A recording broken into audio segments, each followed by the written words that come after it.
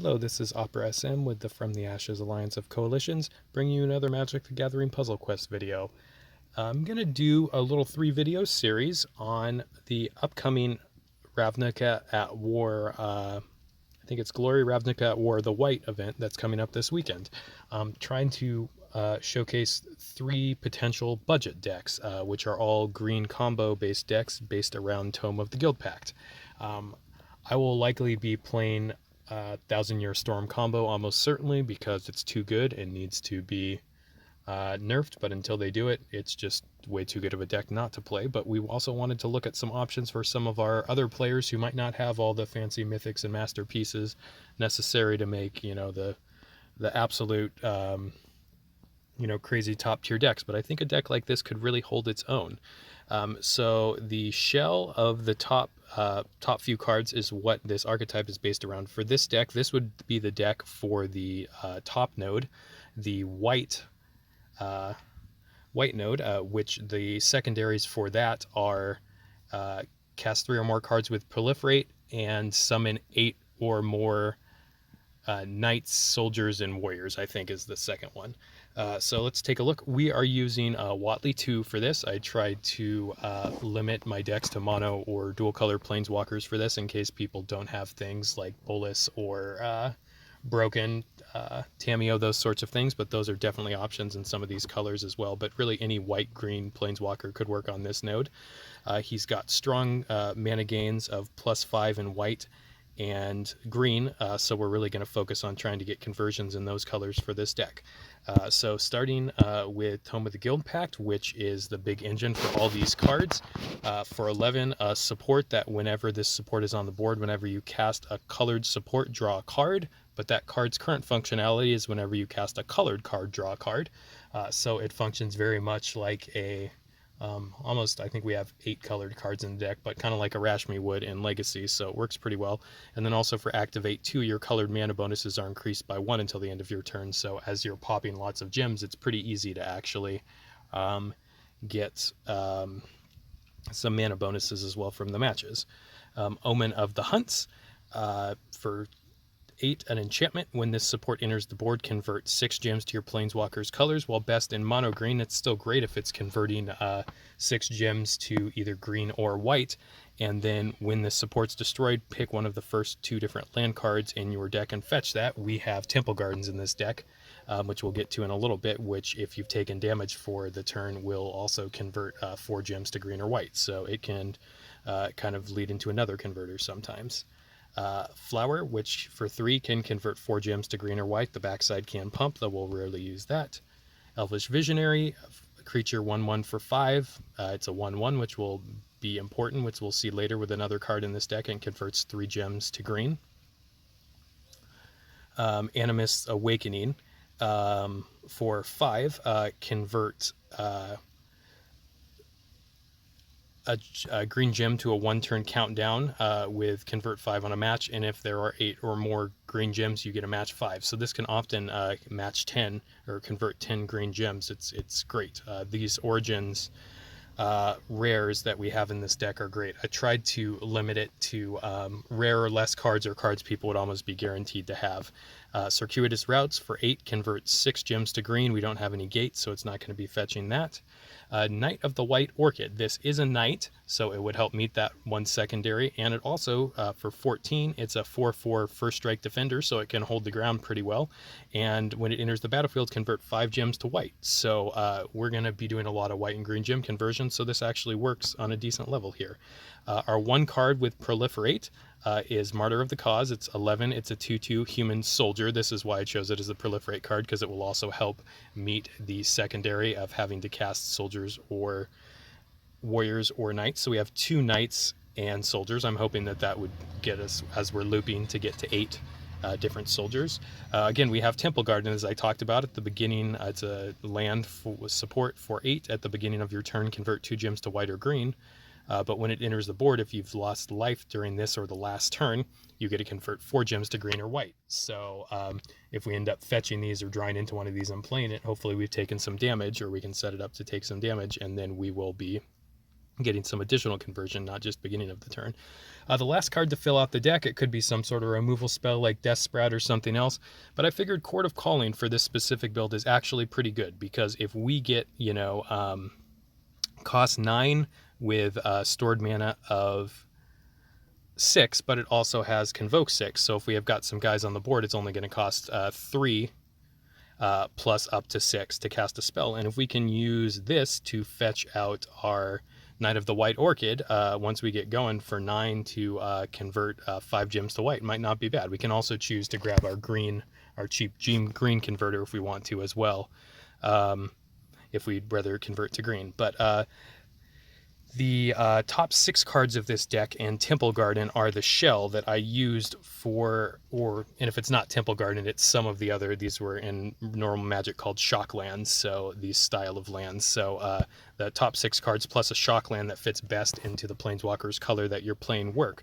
But that shell, we can just adjust a couple little cards for the other secondaries we have in the other match. I'll maybe make some other videos showing that, but let's go ahead and give this a try in Training Grounds and see how this does. Okay, so we're going to be playing against a level 60 Koth, other K Walker. So Koth can be brutal and explosive in a sense, but if you're playing against Koth, one of the best pieces of advice that I can give you is just take any red matches they have on the board.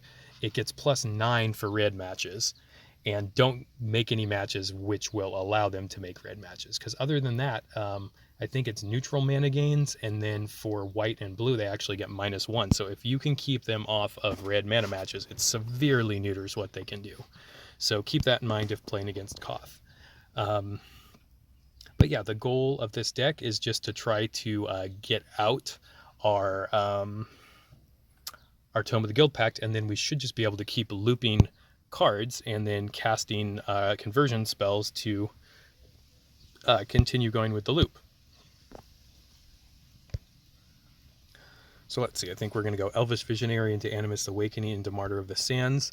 And Huatli, in addition to taking him just because he's got fantastic green and white mana gains, we can use his first ability to really ramp up our loyalty, and then start spamming the ultimate ability as well to draw into more cards and gain more mana. So we're hoping this will snowball pretty quickly once we get going. And what we can do is, we're going to be able to get mana hopefully pretty quickly by all these matches we get off of our conversions. So let's see, we want to make sure we don't give the opponent any red matches.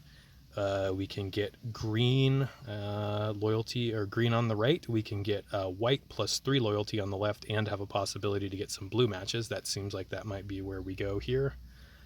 Yeah, let's just go ahead and do that for now. I'm being a little more cognizant. Some people noticed that I missed some match 5s in some of my previous videos, so I just want to, while at the same time not taking forever to make matches, just try to look at the board a little more so I don't embarrass myself too much.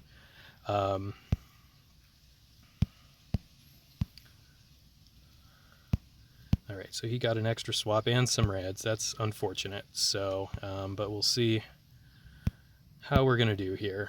Alright, called the full moon, so his creatures are going to get trample and berserker, so that's a little tough. I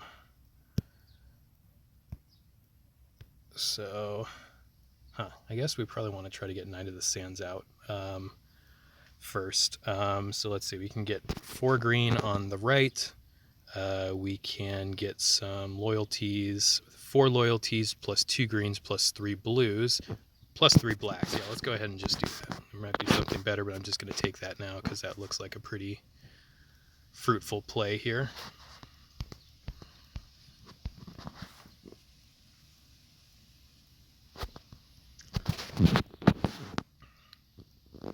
Alright, so we want to get this first ability online as fast as possible, and then if we get 3 creatures on the board, hopefully then we're going to soon get up to the ultimate there. So right now I could get a lot of greens, but it might just be the best play to take the red away from the opponent right now, just because we really don't want to give him too much mana. The other option though is to get multiple greens here, which I've got to see if what I want to do is better for me, or it's better to just net take stuff away from the opponent. With our ability here to get gain loyalty, I think we may just go for the greens here. We'll see if that bites me in the butt. I'm going against my general advice of what I often do. But let's see. Let's see what happens.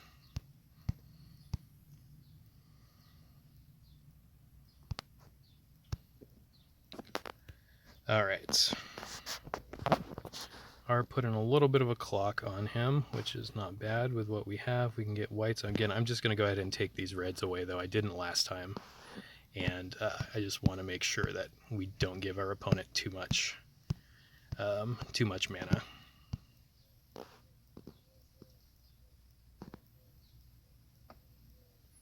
And yeah, he's got a big dragon with Berserker, so that's unfortunate. But we'll see what happens here. All right, so we're going to do some conversions here. Let's see where we can get a match here. We can match blacks, which are our worst color for matches. We can also just get some whites, though. So let's just go ahead and grab those whites for now. Great, and now we can pull off the ultimate.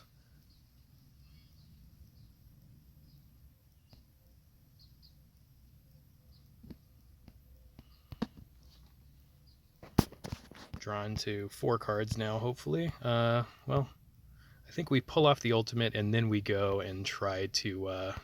yeah, this is unfortunate because he's just killing our team with his support. So what we may actually end up doing, and now, yeah, shit. This is bad just because we need to keep him from just killing our stuff so we can actually make stuff on the board. So while not fantastic, I'm just going to draw 2 cards here.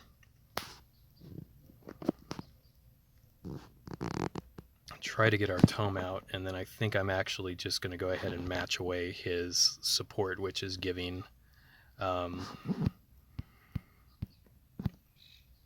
his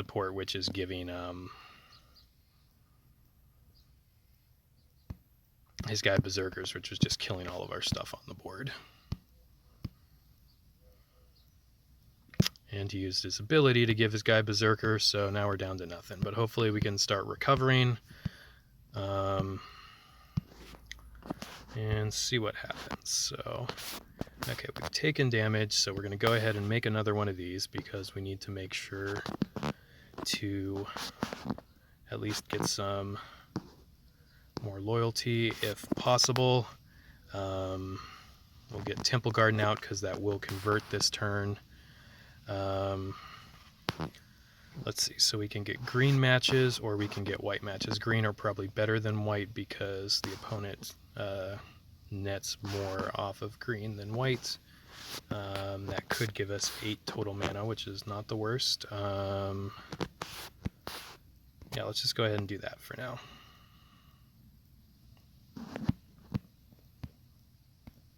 Yeah, and the opponent killing our gems is most unfortunate as well.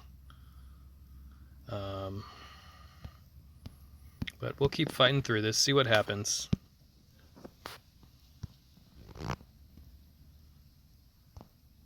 Let's see, so we can get... We are getting some loyalty, which is not bad. We're going to get a Knight of the White Orchid out, which is good. It's going to convert more stuff for us, which is great. Now we have 2 creatures on the board, which is wonderful. So we might be recouping here, so let's see. I don't think we've used a loyalty ability yet, so we're just going to go ahead and do that for now.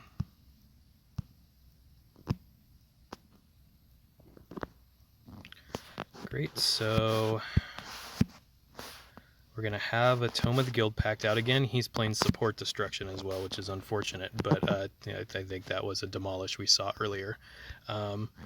But what we're going to do is go ahead and continue just trying to win out here. I'm thinking we probably want to do Court of Calling first to get a 3rd creature type onto the battlefield, so that way when we activate the ultimate again, we can draw more cards and get even more mana, because that's how we're going to win this game. So let's see, white... We're going to give opponents more reds unless we steal the reds, but right now I think we need to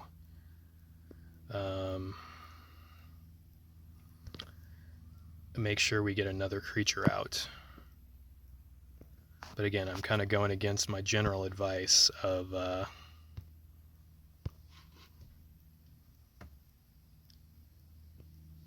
what I like to do.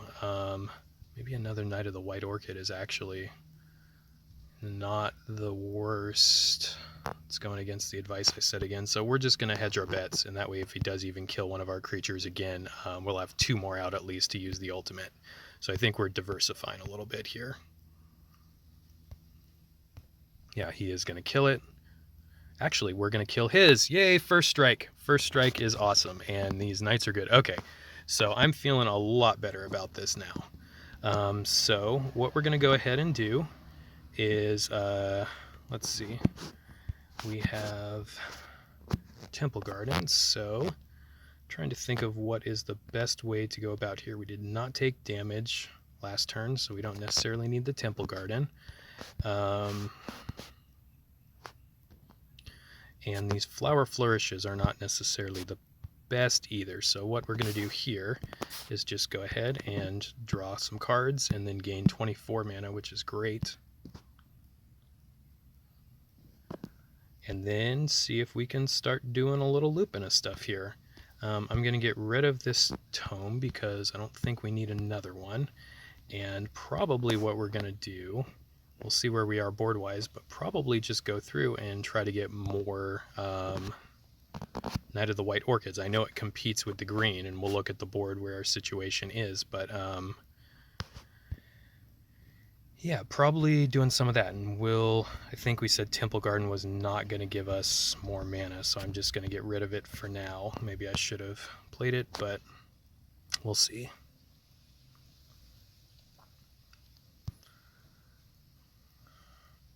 All right, good. So we're going and doing some conversions.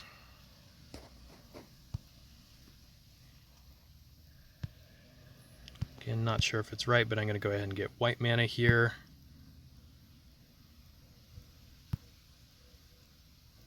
Great, we did get some conversions. That's wonderful. And hopefully now we're going to start to see the loop going off. We got disrupted a little bit earlier, but sometimes you just got to be patient and figure out how to play to your outs.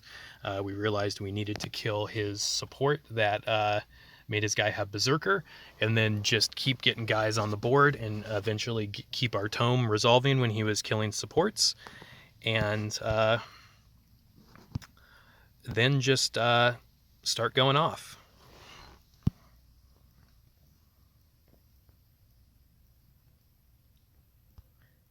And this seems to be working pretty well so far. We haven't looped a whole lot, but figuring out the balance between greens and white conversions, but they both give us quite a bit of mana, so it seems like we're doing pretty well. And if you have Tamiyo, it would also work very well with this, especially because the ultimate of Tamiyo can give your white, green, and blue plus 12 mana bonuses, so that really makes loops like this continue going. But I wanted, again, to try to focus on some 1- and 2-color decks that people can play if they don't have the big, beefy Planeswalker tricolor ones that take a ton of runes and are expensive to buy and level up. So great, we're continuing to loop pretty well here. We'll just keep going as far as we can, and it looks like our loop may be coming a little bit to an end, though I think we did get a match 5, so we might even be able to continue going further.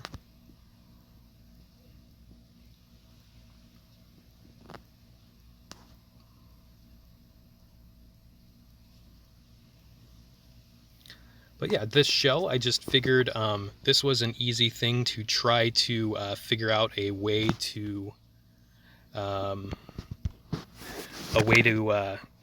find one shell that could potentially work for all 4 decks. I like to, if I can find a shell that I like, see if there is a way to just apply that to a lot of different things. And this shell is great, and by moving around to different green-based planeswalkers, you can have access to colors which have proliferate.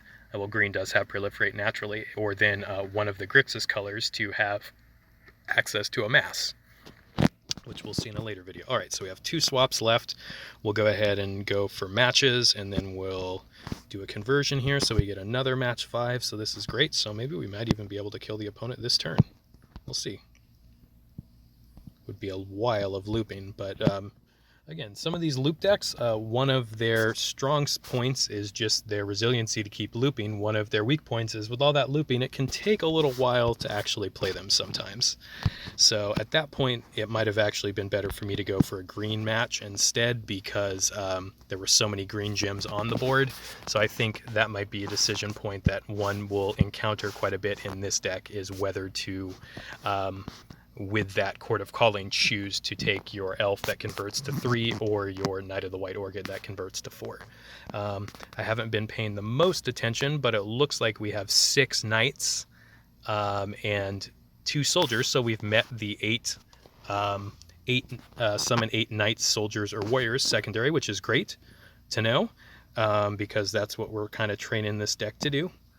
So we're just going to go ahead and do this match here. Again, apologies if there were better matches. I'm just trying to play at a speed that is not stopping us from progressing the match too much and boring people, but also, you know, making a reasonable play. So, all right, 1 match left. Let's go ahead. We can get a match 5 here. One of the Hunt's Temple Garden.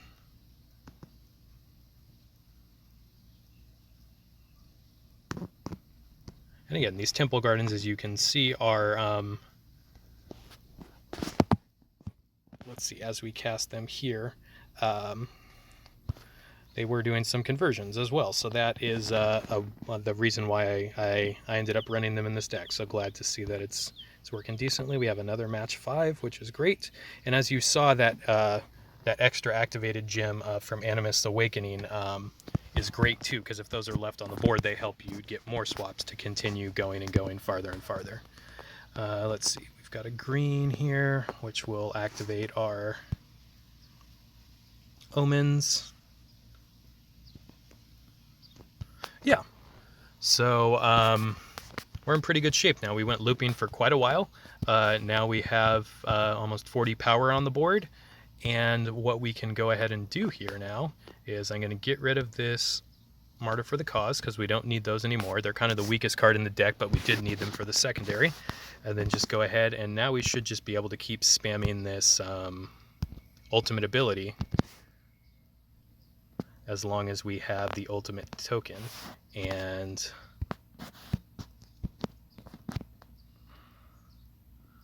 that's interesting. It looks like we might not have the ultimate Emperor's Warcry, or excuse me, the oh no, Emperor's Warcry doesn't have a I thought it had a special support, so it's the Radiance Blessing, which is getting a little low, so we will next turn probably want to do the Radiance Blessing. But yeah, so let's go ahead and look. We have 1, 2, 3, 4, 5, 6, 7, 8 white gems. 1, 2, 3, 4, 5, 6, 7, 8, 9, 10 green gems. So I guess let's do the green gems first and then the white gems. Not sure if it matters too much, but I don't think we took any damage last turn, but we'll still just leave that Temple Garden at the bottom. It might be right to actually exile it, not 100% certain. But yeah, we'll see if we can continue going off here and just hopefully win this turn.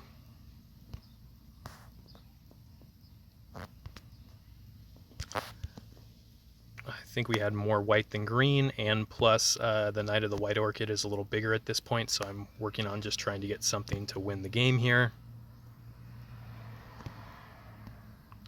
So yeah, it looks like next turn, hopefully we should be able to hit and kill the opponent.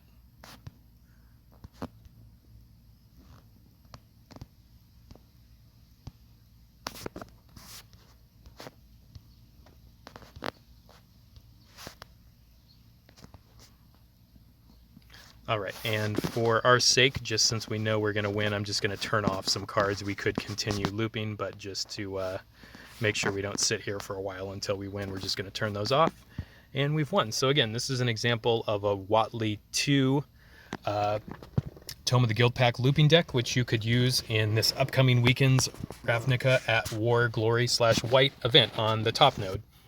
And if you don't have Huatli 2, any green-white planeswalker could work, or a Tamiyo, something like that. I will try to record videos for the left and the right nodes as well, using the same similar shell, just adapting 2 to 3 cards in each deck, probably to better befit those charges, those nodes. Enjoy this, and more videos coming soon.